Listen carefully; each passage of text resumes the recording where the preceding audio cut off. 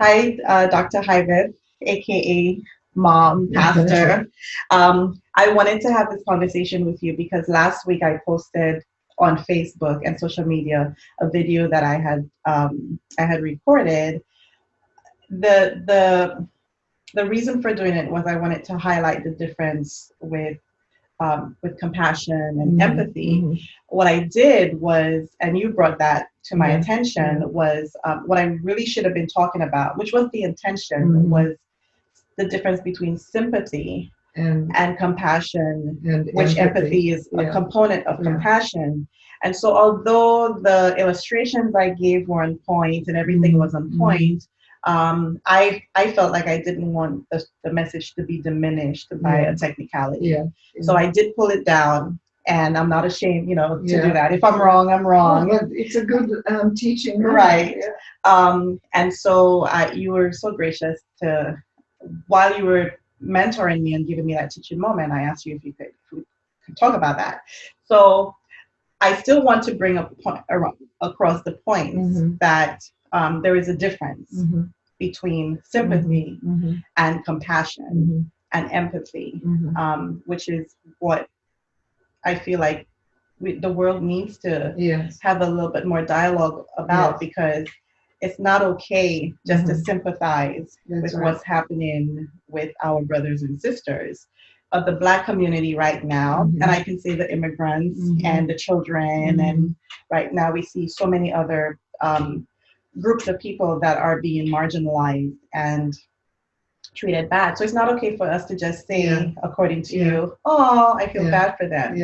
Can you share some insight? That's sympathy. Right. To say I feel bad for them, or I'm sorry for them. That's sympathy, and it does not elicit action. Okay. It's more a lip service. It makes me feel good to say I'm sorry for you, even though I don't really feel sorry for you. Okay. So that's sympathy. So is it safe to say and that? It's always negative. Sympathy is always considered a negative thing. It's like passive, being passive.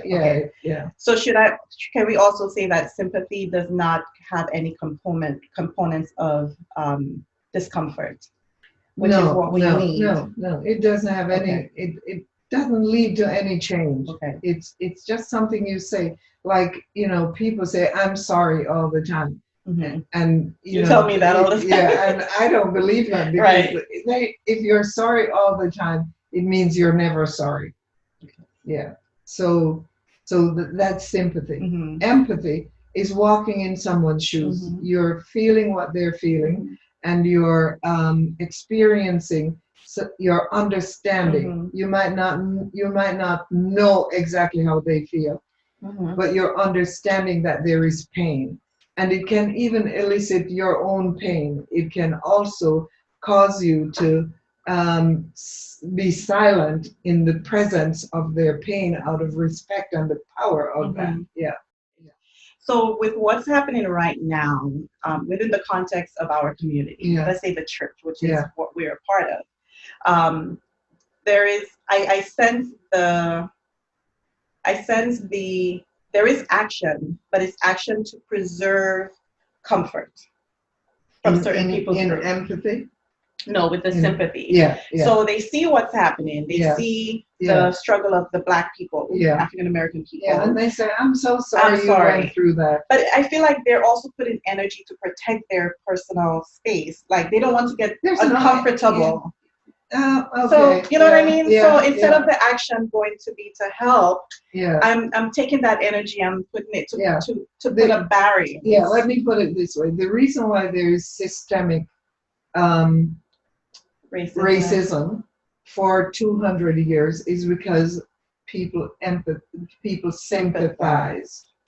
They feel sorry. It doesn't make us look good, but we're not going to do anything about it. It hasn't reached home. Right. Empathy says, I'm going to go out and protest, and I'm going to show that I understand. I get you. You said the word protest? Yes, I get you. Okay. Yeah, that's what empathy does. Compassion, on the other side, is an inward experience. Empathy, I don't know how you feel, but I know that you feel pain, and so I'm going to I'm going to walk in your shoes and try to feel what you're feeling. Compassion is that your pain causes me to feel something that makes me uncomfortable and hurting. And it comes from in the original language in the Bible, the word for compassion comes from the word that describes your intestines. And the reason is that there's a feeling that you get that's related to your intestines, like if you're going through an air pocket, or your car bounces a weird or a roller coaster, right. Yeah, your stomach flippy flops, right, and there's a feeling that you can't describe, right, and if you try to describe it to people, they can't get it until they feel it. Right. That's compassion. Okay. And that's what Jesus felt when he saw the situation of the people, not just because they were poor, but because the priests were given authority by God and power by God to heal them, and they had not, because they considered them to be less than themselves. So that compassion is now what causes changes to be made in different activities. Okay. So how would you help, let's say our non-Black brothers and sisters shift from sympathy to compassion, or if they're feeling that gut sensation, and then say, I've had many who have emailed me and said, we just don't know what to say, we don't know what to do, but we want to do better. What are some examples, maybe through the life of Christ, that you've seen where we can move into action? Let me start with the present situation. In America, there has been a law and also a social deference to seeing murders, real murders, right, live, yeah. And that's why TV murders, they've tried to desensitize us. Right. So Americans have never seen. There have been filmed murders, real murders, but they were not shown on TV. In the news, they used to block them and say, this is too horrible, too graphic. For the first time, Americans witnessed a murder. And it's not just that it happened for a few seconds in TV time. It was 8 minutes and 46 seconds, which is a long time. And what happened was that it frightened the EBGBs out of everybody. And people felt, this was the compassion word. They felt it. And because it made them feel that pain that Black people have been feeling for the longest time, but not about race, but about life and death. Right. They started saying, wait a minute, we've got to do something because I don't feel good anymore. Right. And I need to get that feeling. I need to get that feeling out of my intestines. So that's why now it became a global thing. That's right. So, to be sensitive to COVID-19, I still say that if it wasn't for COVID-19, we would not have been arrested in our living rooms. And, with everything shut down, everybody had to pay attention. There wasn't sports or something to say, let me turn the channel. Everything was right there. So it's almost like we were put into a room and said, keep your eyes open. That's right. And forced to deal with it. So this is why it's a global situation. And plus, we've been dealing with death with COVID. We've been dealing with death, but it's been at a social distance. This one came right into, we couldn't escape it. It came right into not just our living rooms, but into our lives. We saw life, I don't know if many people think about this the way that I do, but sometimes I think, I wonder what it was like for the last breath of a person. I saw it. I no longer wonder what a person says or does when the last breath is going out of them. I know. I used to think, that girl was murdered. I wonder what was her last thing. I know it now. I saw it. And that's what was so disruptive and so disturbing. And suddenly people started saying, wait a minute, I now get it. And white people started saying, so that's racism. You know, they couldn't put a picture on it. They couldn't put none of that. Or even an emotion to it. And an emotion to it. Emotion. That's right. That's right. And now they know. So this and those who have empathy felt compassion first. Is it first? Yeah, you first have to have empathy. Okay. And then they felt compassion. Okay. And now it's their feeling. Empathy is your feeling. Right. That I understand, but I'm not feeling it. I don't know how you feel. You know, people say, I know you're hurting, but I really don't know how you feel. But I thought empathy was the one where you put yourself in the person's shoes. Yes, you put yourself in the person's shoes, but putting your shoes on doesn't make you feel. I have to walk.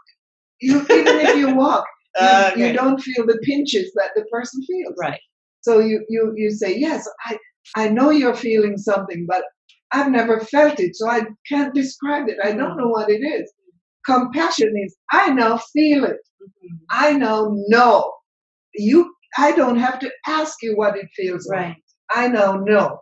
And it's leaving me discombobulated. Yeah. So I had used two examples. I used one of them. The first example I used is if I slam my hand in the door of a car. Yeah. I think all of us at some point. And if I'm standing next to you, I go, oh, that must really hurt. And you draw your hand as if it happened to you. Because I'm empathizing, but I'm not feeling it. Right. You're feeling the pain. I'm empathizing. I'm not saying I'm sorry. I see that you're hurting. But when it reaches here. But when it. Right. Yeah. And the movement to help me, to put ice on it, to give the pressure. That's the action we're talking about. Yes. To help you, because when you help me alleviate it, somehow it alleviates yours. Yes. In a sense. Well, it's really not even that I'm trying to alleviate yours. Is that I'm trying to alleviate yours? Yeah.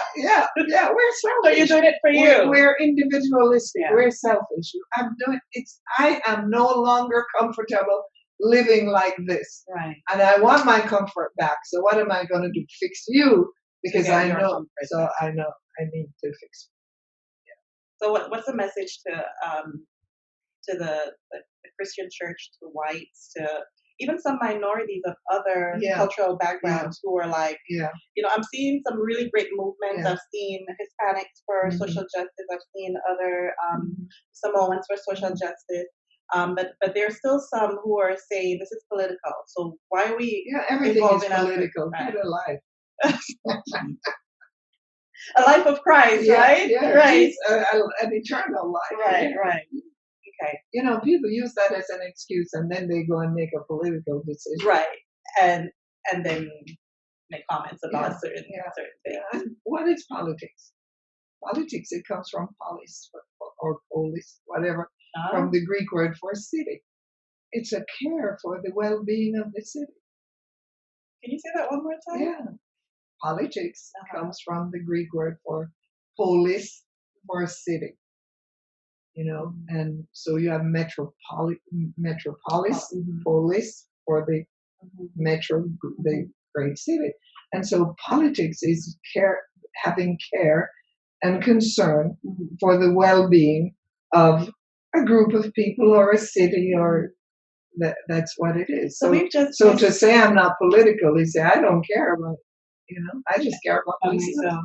So it's otherwise say I'm selfish, really. Yeah, I'm selfish.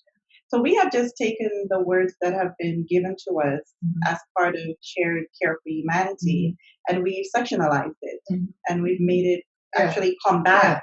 And we made it partisan. Yeah. Okay. So you were asking me in the Bible what would an example of Jesus, and what comes to mind is the feeding of the 5,000, because Mark said that he had compassion for them. And when he felt their pain, and when he felt a pain that was his pain, that was triggered by their situation, he did something about it. He did several things. First, he made grass. He made plush. Yes. John says that it was springtime, right? And the few blades of grass were coming up, right? And so there was grass. But John says it was plush grass. Mark says it was green grass. So he made green plush grass like a carpet grow instantly so he could make the people recline on it. Wow. So he immediately thought of their comfort. And then he fed them. And he fed them with food that he regarded as good, because it says that he spoke well of the bread that he gave to them. And one has to understand that the bread that the boy had was the poor people's food, made from barley. And in their time, barley was not to be eaten by Jews. It was only for animals. Okay. And so when Jesus took it and spoke well of it, whatever he said, we don't know, but we know he said some good words about it so that the people could accept it and eat it. So from their perspective, he transformed the bread from something they shouldn't eat to something that they should eat. Yeah. And when he fed them, he made sure they were satisfied. But you're gonna leave out the fish?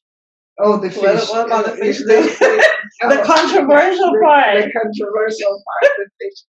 The fish was good too. Good too. I mean, he spoke well of the fish too. All right. Yeah, because for poor people, you know what fish they would eat?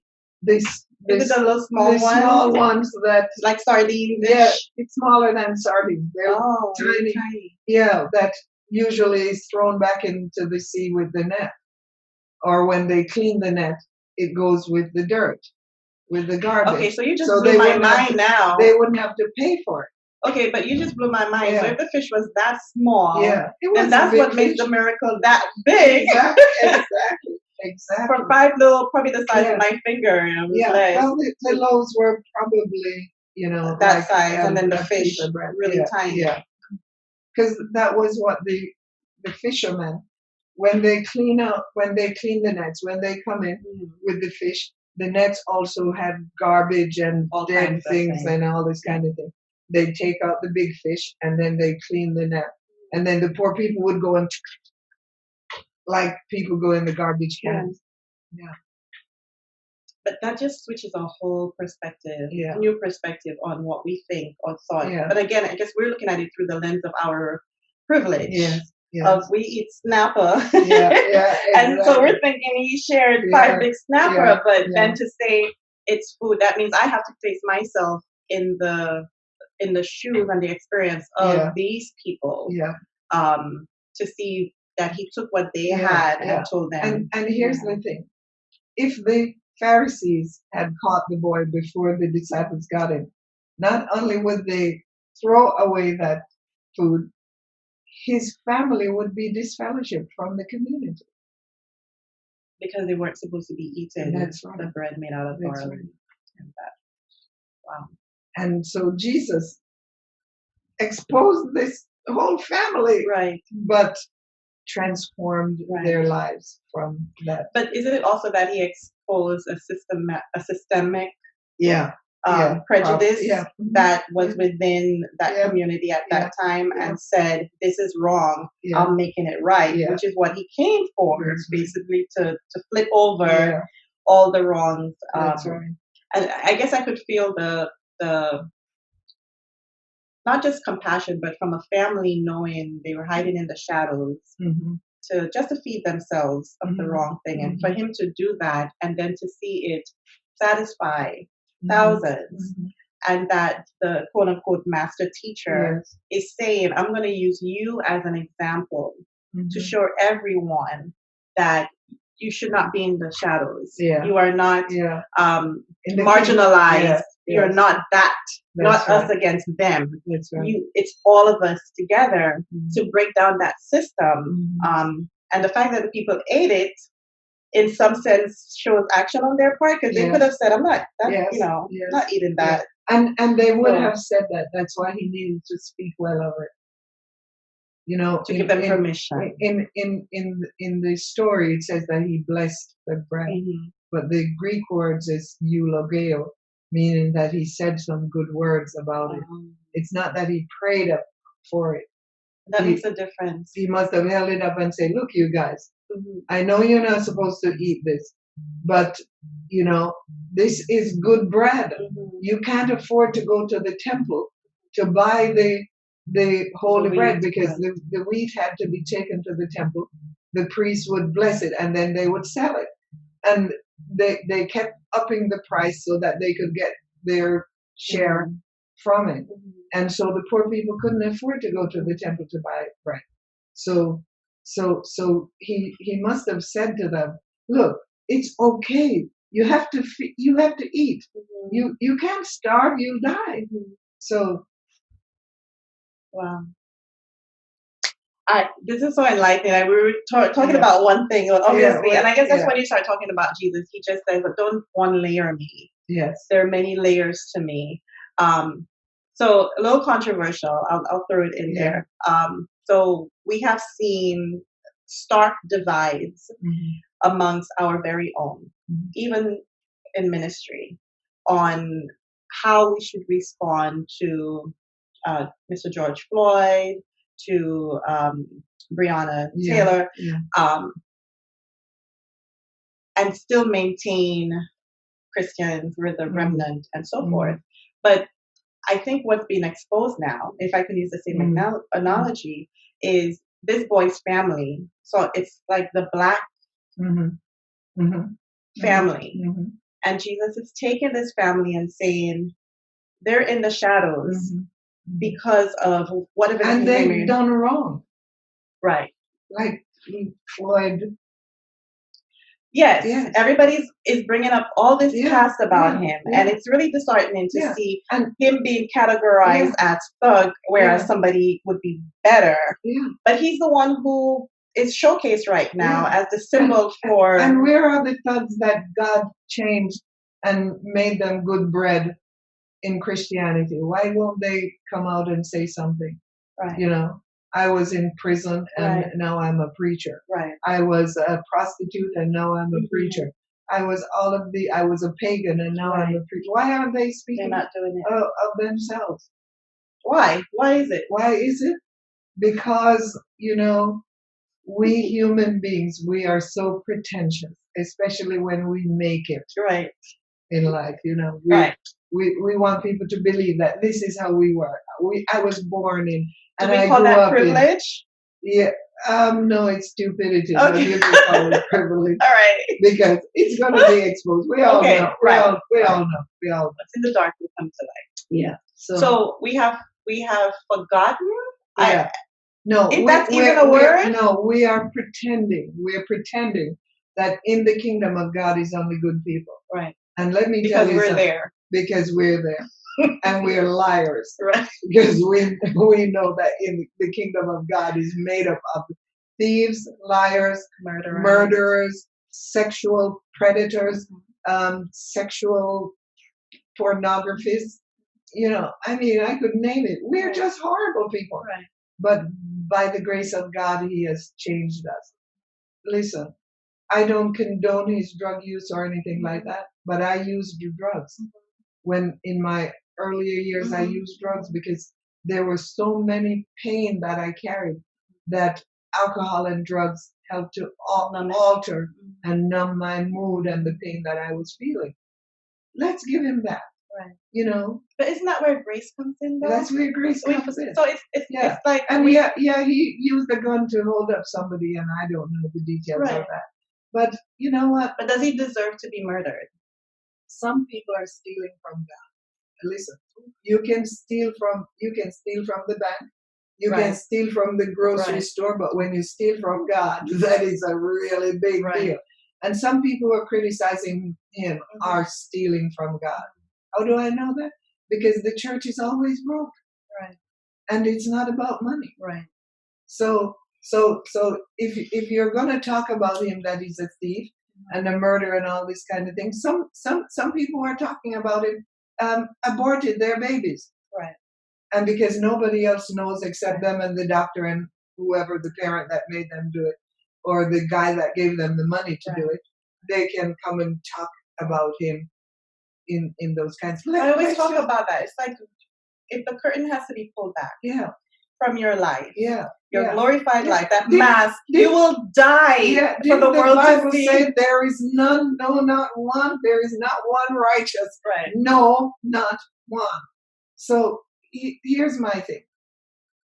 Jesus, in order to take the shame of Floyd, died as a criminal on a cross. For all the Romans knew that was a criminal, so that Floyd could find grace. Right. And if we Christians had behaved ourselves and lived like godly people, maybe Floyd would have believed us and come to church and found grace. So let's just not be God. Let's just not be God. Right. And guess what? And condemn him. If he's the one that God chose to make this difference, who am I to say? Okay, so because you can see it's a God thing. Exactly. So that reminds me of Paul. Yeah. That reminds me of Paul with the Christians or the Jews saying, but wait. Yeah. How is he your spokesperson now when just yesterday he was murdering people?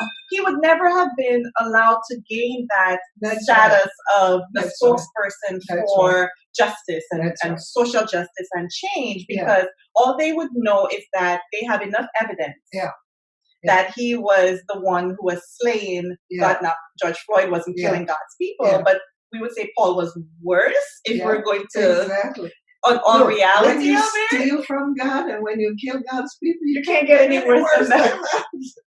And so all these people were jumping up and saying all these things. Pause a minute.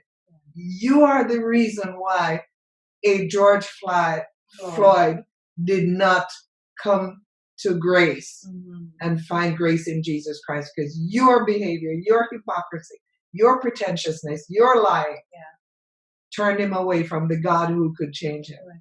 So, and again, we don't know his last moments with Jesus. We don't know what his experience is. Look, the thief on the cross, his last breath was, remember me. And so, I think it's such an important conversation to bring people's minds back to that. I'm not saying that we're saying... I don't condone what he did. Right, but at the end of the day, at the foot of the cross, we're equally guilty of a crime against humanity, period. Yeah, exactly. Right? Look. I don't even want to get into my story, but if the Lord should just peel the curtain away, nobody... You're taking my saying, Doc. I love that saying. Yeah. Nobody would want to come to sit and listen to me. And I share the same sentiments too. Yeah. But God. Exactly. And why we're part of the Grace Place. And we believe in grace so much. Yes. I have oh, okay. So just one last thing. In order for us to move forward, it may take a harsher act from God to in my mind, to bring us back from this pompous attitude that we have. Okay. We have free will. But we will still have to deal with and reckon with our choice of which side of justice we're going to be on. So the request or the appeal is to remember from whence he brought you. Yeah. I don't believe God engineered Floyd's death to bring us to, but he's using it. He's allowing it to be used. I think for me, this is what I've decided for me and my house.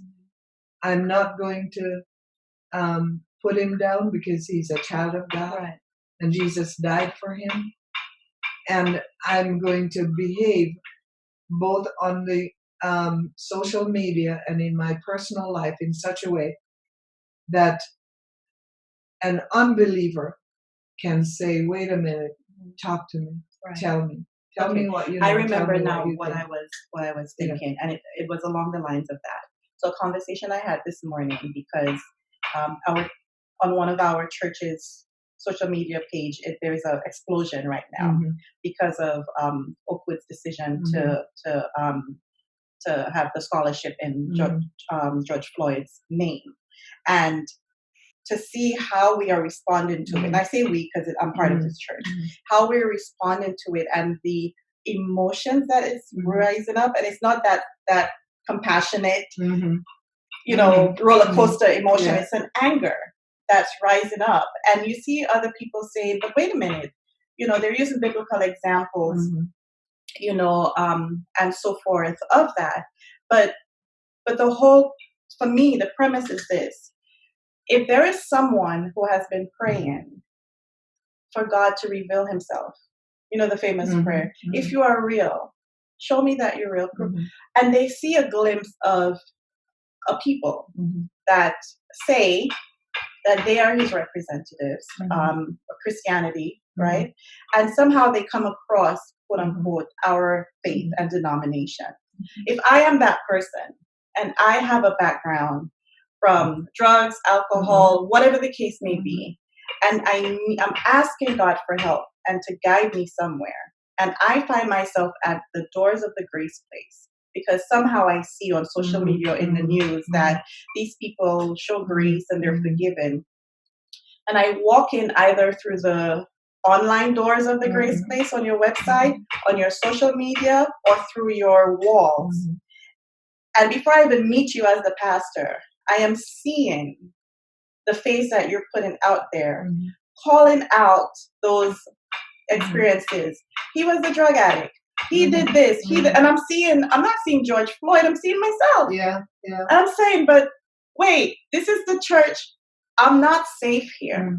That is what I will feel. Yeah. I am not safe here to come as I am, as they tell me, to even meet this Jesus that I'm asking for. And they're saying they're the ones that have Him. I will turn around and walk away and deal with whatever it is. But our first impression of God to these people, and I hate to say these people, is us. Because if I fall and I come to you, I would want to find grace instead of condemnation, or else I'm not coming to you. It doesn't matter if you have 10 fish and 6 loaves, or tell me you have the Bible. I'm not safe.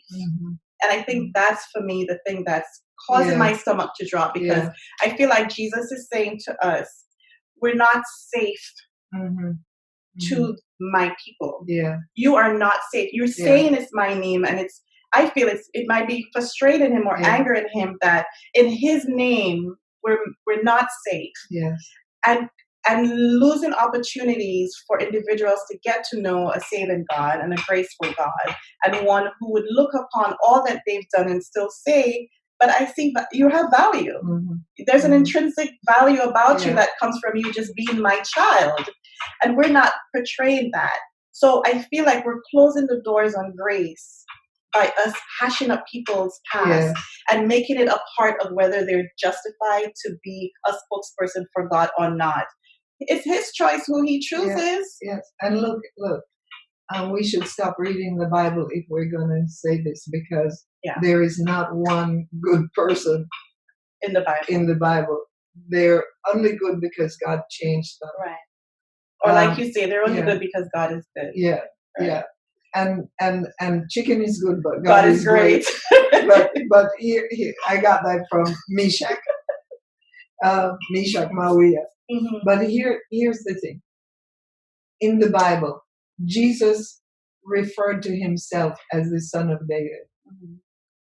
And David was a rapist, a murderer, a liar, arrogant, conniving.